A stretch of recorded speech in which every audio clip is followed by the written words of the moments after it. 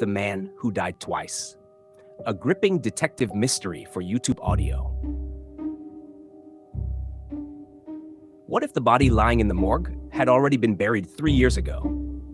When Detective Ethan Carter received that call at 2:17 a.m., he thought it was just another homicide.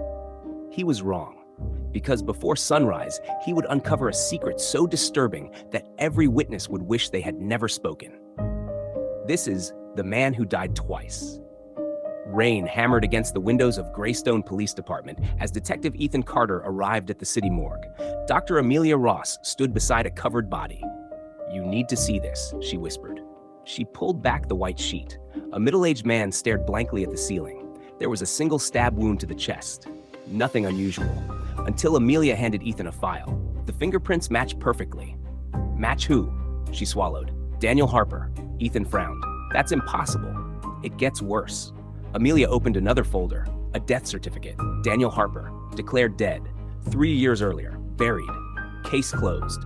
Ethan looked back at the corpse. The face matched the old photographs exactly. Same scar above the eyebrow, same tattoo on the wrist, same fingerprints. Either someone had done the impossible or someone had lied.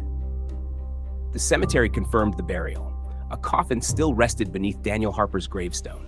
Judge's order. Exhumation approved. The next morning, workers dug through soaked earth. The coffin emerged. Everyone held their breath. The lid creaked open. Inside, a human skeleton. The clothing matched Daniel's funeral suit, but forensic testing revealed something shocking. The skeleton belonged to another man, not Daniel Harper. Someone else had been buried under Daniel's name. Who was the skeleton?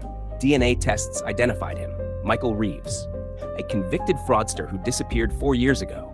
No one had reported him missing. Someone had carefully erased his identity. Ethan began tracing every person connected to both men. One name appeared repeatedly: lawyer Victor Langley, respected, powerful, untouchable. Victor had handled Daniel's estate, Michael's legal affairs, and millions of dollars that mysteriously changed ownership after Daniel's reported death. Ethan visited Victor's office. The lawyer smiled politely.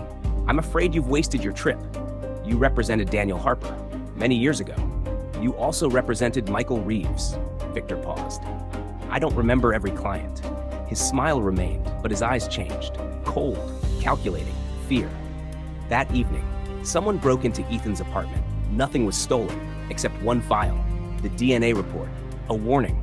Someone knew exactly how close Ethan was getting. The investigation uncovered security footage from an abandoned warehouse. The timestamp was 1 week before Daniel's murder. Daniel was alive, meeting Victor. They argued violently. Then the camera glitched. The recording ended. Too convenient. A retired accountant finally agreed to speak. He had worked for Victor years earlier. He revealed everything. Daniel Harper had discovered a massive financial fraud involving fake identities, insurance claims, and stolen inheritances. Victor couldn't allow him to expose it, so he created a perfect solution.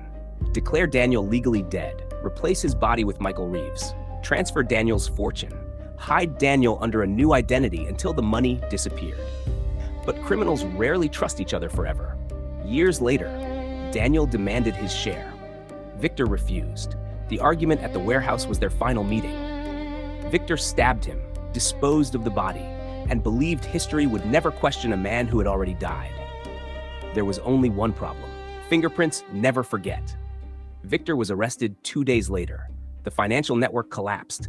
Dozens of missing person cases were reopened. Families finally learned the truth after years of lies. As officers led Victor away in handcuffs, Ethan asked one final question. Was it worth it?